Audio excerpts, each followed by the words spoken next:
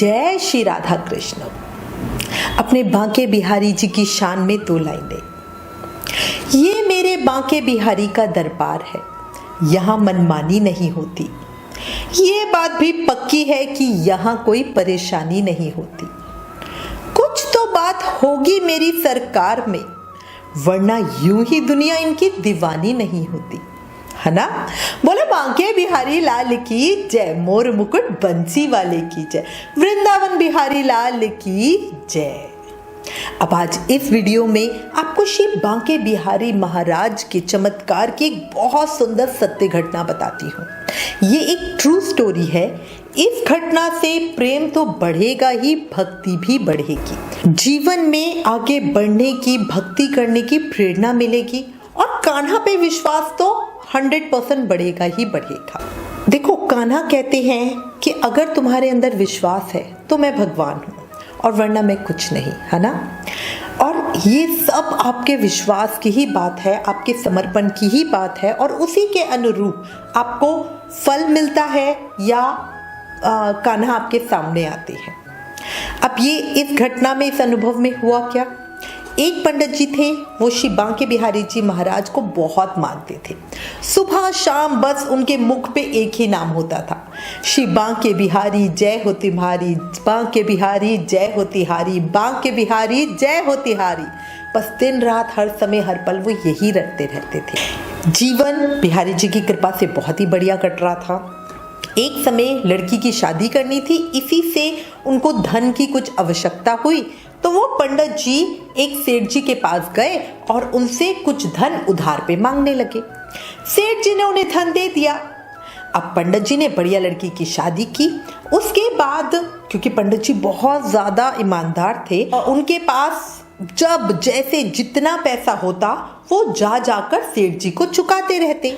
अब ऐसा करते करते 18 महीनों में उन्होंने अपना पूरा कर्जा ब्याज सहित चुका दिया। पर जो वो सेठ था ना, वो बहुत लालची था, उसके मन में बेईमानी थी। उसको जब वो पंडित जी कर्जा लेने के लिए आए तो उसको पता था कि ये पंडित कर्जा चुका नहीं पाएगा और उस सेठ की नज़र उसके मकान पे थी, उसके घर पे थी। तो सेठ चाहता ये था कि इस कर्जे के बदले में मैं इसका मकान हड़प लूं। पर जब धीरे धीरे पंडित जी ने कर्जा चुका दिया तो वो सेठ तो बहुत ही ज्यादा जल भुन गया। कर्जे के 2 साल होते ही वो जो सेठ था पुलिस लेके पंडित जी के घर पहुंच गया और उन्हें कर्जा चुकाने के लिए धमकाने लगा, झूठ बोलने लगा। बात बढ़ती गई क्योंकि पंडित जी तो कह रहे थे भाई मैंने तो पूरा चुका दिया और सेठ जी कह रहे थे भाई तुमने एक पैसा नहीं दिया। बहुत लड़ाई झगड़ा सब हो गया। पंडित जी अपनी बात पे अटल थे और सेठ वो तो झूठ बोलने में पक्का ही था। सेठ ने पूरे कर्जे का मुकदमा पंडित जी पे कर दिया। पंडित जी शांत थे, उन्हें अपने बिहारी जी पे पूरा विश्वास था। कोर्ट का नोटिस पंडित जी पे आया। अब जो कोर्ट की तारीख थी उस पे पंडित जी बिना डरे निडर होकर कोर्ट रूम में पहुंच गए। अब जब वहां पे बहस शुरू हुई, जज साहब ने उनसे पूछा तो उन्होंने बोला कि मैंने, जज साहब मेरा विश्वास मानिए, मैंने सेठ को पूरा पैसा चुका दिया है। अब जज साहब ने पूछा कि क्या कोई गवाह है जिसके सामने तुमने पैसे चुकाए। तो पंडित जी ने कहा कि नहीं, जब मेरे पास जितने पैसे होते वो मैं सेठ के पास जमा कराया आता था, कोई ऐसे किश्त वगैरह पक्की तो बंधी नहीं हुई थी। वहां कोई और भी नहीं होता था क्योंकि आते जाते जब भी मुझे समय मिलता तब मैं जाके दे आता था। अब जज ने बोला बिना गवाह तुम्हारी बात साबित कैसे हो। तो पंडित जी तो बिहारी जी के सामने देखो पूरी तरह समर्पित ही थे। वो बोले हाँ मेरे गवाह श्री बांके बिहारी जी महाराज है। अब ये सुनते ही पूरा कोर्ट हा हा करके हंसने लगा, ठाकों से भर गया। पर पंडित जी का विश्वास देखकर जज साहब ने आदेश दिया कि बिहारी जी को गवाही के लिए बुलाया जाए और अगली डेट उन्होंने दे दी। अब जो कोर्ट रूम के रीडर होते हैं उन्होंने पंडित जी के पास गए और उनसे पूछा भाई बताओ बांके बिहारी जी का पता बताओ। पंडित जी ने पता बता दिया। कोर्ट की तरफ से सम्मन श्री बांके बिहारी जी के मंदिर में पहुंचा। गोसाई जी ने वो जो नोटिस आया था वो बिहारी जी के सामने रख दिया। पंडित जी ने भी अपनी अर्जी लिखत में बांके बिहारी जी के श्री चरणों में रख दी। अब जिस दिन गवाही का दिन था, कोर्ट रूम खचाखच भरा हुआ था। वकील, जज अपनी दलीलें पेश कर रहे थे। पंडित जी को अपने ठाकुर पर, अपने बिहारी जी महाराज पे पूरा भरोसा था। जज ने कहा, पंडित जी अपने गवाह को बुलाओ। पंडित जी ने ठाकुर जी के चरणों का ध्यान लगाया। तभी ठक ठक की आवाज आने लगी। सभी ने देखा वहां पर एक वृद्ध लाठी टेकते हुए अंदर आ रहे हैं। पूरे कोर्ट का ध्यान सिर्फ उन पर ही था। शरीर से वो बहुत वृद्ध थे, पर चेहरे पर मनोरम तेज था। वो कटघरे में आए और उन्होंने पंडित जी के पक्ष में गवाही देते हुए तारीख के साथ रकम बताई जो पंडित जी ने सेठ जी के पास जमा करवाई थी। अब सेठ जी के बही खाते मंगवाए गए।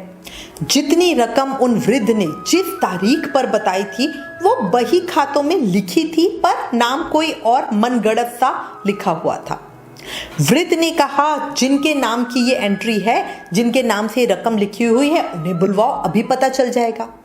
अब जज साहब ने सेठ को पूछा कि भाई ये फला बंदा कौन है, इनको रकम दी है या नहीं दी है। जज ने सेठ से पूछा तो उस नाम का तो कोई आदमी ही नहीं था। दूध का दूध और पानी का पानी हो गया। सेठ ने अपनी गलती स्वीकार कर ली। कोर्ट का समय बर्बाद करने और पंडित जी को मानसिक कष्ट देने के लिए एक बड़ी रकम का जुर्माना कोर्ट ने सेठ पे किया और ये रकम पंडित जी को चुकाने का आदेश दिया। पंडित जी को ससम्मान रिहा कर दिया गया। सब लोग चले गए। अब वो वृद्ध कब, कहां, किस समय चले गए किसी को भी पता नहीं चला। जज साहब ने पंडित जी को अपने रूम में बुलाया और पूछा कि वो वृद्ध जन कौन थे जो गवाही देकर ऐसे चले गए। पंडित जी बोले, जज साहब वो मेरे बांके बिहारी जी के सिवा कौन ही हो सकता है जिसे मेरे विषय में इतनी डिटेल में सारी बातें पता थी। वो मेरे अन्नदाता ही तो होंगे, तभी तो समय तारीख के साथ सारी रकम बता दी जो मेरे भी ध्यान नहीं थी। इतना तेज, इतना प्रताप मेरे ठाकुर जी के अलावा किस में हो सकता है। मैंने भी अपने बिहारी जी की ये छवि पहली बार देखी है। मैं कोर्ट में उन वृद्ध को देखकर हैरान हो गया था। मुझे तो ये पता था कि मेरे बिहारी जी मुझे कभी अकेला नहीं छोड़ेंगे, मेरा साथ जरूर देंगे, पर साथ देने के लिए स्वयं आ जाएंगे ये मुझे नहीं पता था, ये मैंने कभी नहीं सोचा था। तभी तो देखो, सच्चाई बताकर कब, कैसे, कहां, किस समय चले गए पता ही नहीं चला। वो मेरे बिहारी ही जी थे, वो मेरे बिहारी जी थे जो भक्त की दुविधा देख नहीं सकते और भरोसे की लाज बचाने के लिए इस तरह आ गए।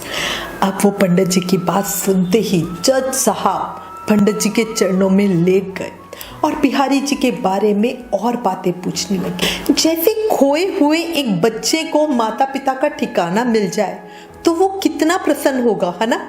ऐसा ही भाव जज साहब के मुख पे था।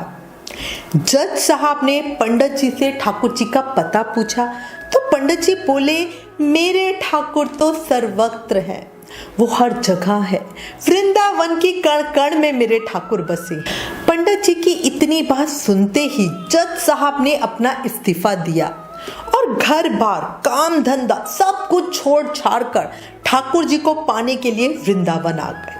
देखो कितनी बड़ी बात है। जज का ओहदा होना अपने आप में एक बहुत बड़े सम्मान की और बहुत बड़ी बात है। मतलब उनका वैभव, उनकी सैलरी इतनी ज्यादा होती है ना, और उसको बस ऐसे एक झटके में छोड़ देना कितनी ही बड़ी बात है। वृंदावन में वो कोई जज या बहुत अमीर आदमी नहीं, एक साधारण जन की तरह रहने लगे। वो अपने साथ एक पैसा भी नहीं लेकर आए थे, इसी से सड़कों पर रहते, पार्क में सोते। उनमें समर्पण और दयनीयता का भाव था। वो अपने सामने उन वृद्ध की तरह साक्षात ठाकुर जी को देखना चाहते थे। सालों बीत गए पर उन्हें ठाकुर जी के साक्षात दर्शन नहीं हुए। समय के साथ जज साहब पागल से मैले कुचैले कपड़े पहने इधर उधर फिरते रहते, क्योंकि उनको तो ये पता था ना कि वृंदावन के हर कण कण में कान्हा है, तो वो उनको उधर ही खोजते रहते थे। उनको अपने वैभव का, सुख का, किसी चीज का तो ध्यान नहीं था, तो इसीलिए गंदे कपड़ों में इधर उधर फिर रहे हैं। और जब लोग उनको ऐसे देखते थे उनको पागल पागल कहते थे, क्योंकि वाकई कोई समझदार तो नहीं होगा जो प्रेम में आके इतना बड़ा त्याग कर दे, है ना। अब जो जज साहब थे वो भंडारों में जाते पर अंदर नहीं जाते, बाहर बैठकर पतलों पर से, जो लोग पतले फेंक के जाते थे, उस पर से जूठन उठाते, उसमें से आधी जूठन ठाकुर जी की मूर्ति को समर्पित करते और आधी खुद खा लेते।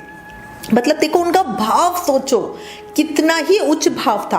भंडारों में कोई पैसे थोड़ा ना लग रहे हैं कि वो सोचे कि भाई मुझे पतलों से झूठा ही खाना है, बट तब भी उनका ये भाव था कि अगर मैं भक्तों की झूठन खाऊंगा तो शायद कुछ भक्ति मुझ में आएगी।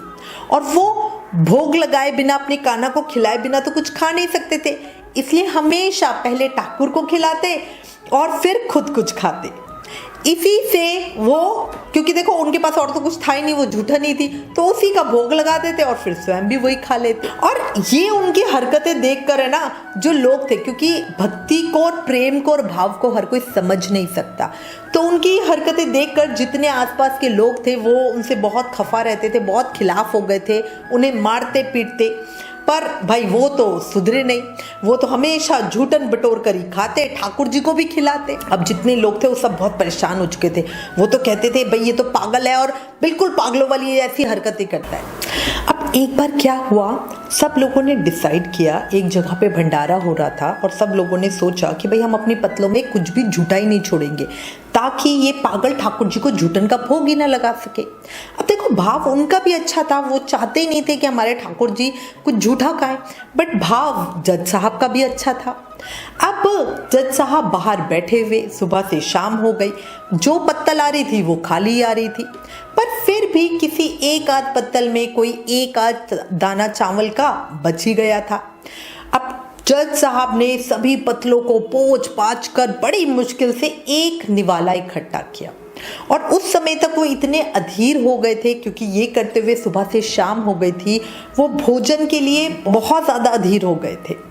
उन्होंने निवाला इकट्ठा करके अपने मुख में एकदम ही डाल लिया, पर तभी उन्हें याद आया कि आज तो मैंने ठाकुर जी को भोग ही नहीं लगाया, आज तो मैं कान्हा को खिलाना ही भूल गया। अब क्या करें? अब वो निवाला उनके मुख में अटका हुआ है, क्योंकि वो मन ही मन सोच रही है कि अगर मैं पहले खा लूंगा तो ठाकुर का अपमान हो जाएगा कि भाई उनको भोग लगाए बिना खा लिया, और अगर मैं इस निवाले को थूक देता हूँ, बाहर निकाल देता हूँ, तो अन्न का अपमान होगा, अन्नपूर्णा माँ गुस्सा होंगी। अब वो बेचारे करे तो करे क्या, वो निवाला मुंह में लिए ठाकुर जी के चरणों का ध्यान लगा रहे हैं, आंखों से झरझर आंसू बहे जा रहे हैं। तभी वहां पर एक सुंदर बाल गोपाल स्वरूप में एक बहुत प्यारा बच्चा आया। उस बच्चे का तेज अलग ही स्वरूप था, और उस बालक ने, जज साहब के पास वो बालक आया और बोला, क्यों जज साहब, आज मेरा भोजन कहाँ पे है? जज साहब मन ही मन गोपाल की छवि को निहार रहे हैं, मुंह में निवाला भरा हुआ था इसलिए कुछ कह नहीं पा रहे हैं, बट आंसू ऐसे जो बिल्कुल आज तो सुनामी ले आएंगे। बड़ी भावना के साथ आंखों से बोल रहे हैं कि आज तो मुझसे बड़ी गलती हो गई जो मैंने तुझे भोजन नहीं कराया और खुद खा लिया, अब मैं क्या करूं, मेरी मदद कर। और जो बालक रूप में ठाकुर जी थे वो खड़े हुए हैं, साक्षात खड़े हुए हैं, जिस पल का उन्होंने जिंदगी भर इंतजार किया, क्योंकि वो वृद्ध की तरह ही अपने सामने ठाकुर जी के साक्षात दर्शन चाहते थे, और आज कान्हा उनके सामने खड़े हैं और वो कुछ बोल नहीं पा रहे हैं। ठाकुर जी सामने खड़े हुए मुस्कुरा रहे हैं और बोले, अरे जज, तू तो निरा पागल ही है रे, जब से अब तक तू मुझे दूसरों की झूठन खिला रहा था, आज अपना झूठा खिलाने में इतना संकोच क्यों? चल निकालने वाले को, आज तेरी झूठन ही सही। जज की आंखों से मतलब धारा तो ऐसी बह रही थी, ऐसी बह रही थी कि क्या ही कहा जा सके। मेरा ठाकुर कहते कहते वो बाल गोपाल के श्री चरणों में गिर पड़े और वहीं पर अपनी देह का त्याग कर दिया। वो पागल जज कोई और नहीं, हमारे पागल बाबा हैं, जिनका विशाल मंदिर आज वृंदावन में है। भक्तों ने उनके भाव को समझा, उनकी भक्ति को समझा। पागल बाबा ने सबको संदेश दिया है, अगर कृष्ण को पाना चाहते हो तो सब कुछ छोड़कर पूर्ण समर्पण के साथ कृष्ण को समर्पित हो जाओ। एग्री करते हो? 2 शब्द, किस्मत में जिनके कृष्ण हो उन्हें जिंदगी से क्या चाहिए, धड़कन में जिनके कृष्ण हो उन्हें दुनिया से क्या चाहिए। हम तो जीते हैं अपने कान्हा के गुणगान के लिए, वरना इन सांसों और शरीर से हमें क्या चाहिए। बोलो बांके बिहारी लाल की जय, मोर मुकुट बंसरी वाले की जय, मेरे वृंदावन बिहारी लाल की जय, मेरे श्यामा श्याम की जय। अगर ये सत्य घटना सुनकर शरीर में कंपन हुआ, दिल की धड़कन बढ़ी, आंखें कुछ नम हुई, कृष्ण की याद आई, वृंदावन की याद आई, तो जल्दी से कमेंट करके एक जयकारा लगाओ और अपनी हाजिरी लगा दो। और इस वीडियो को ज़्यादा से ज़्यादा अपने फ्रेंड फैमिली के साथ शेयर करो। हमें आपके साथ और सपोर्ट की ज़रूरत है। Please like share and subscribe. Thank you. जय श्री राधे कृष्ण।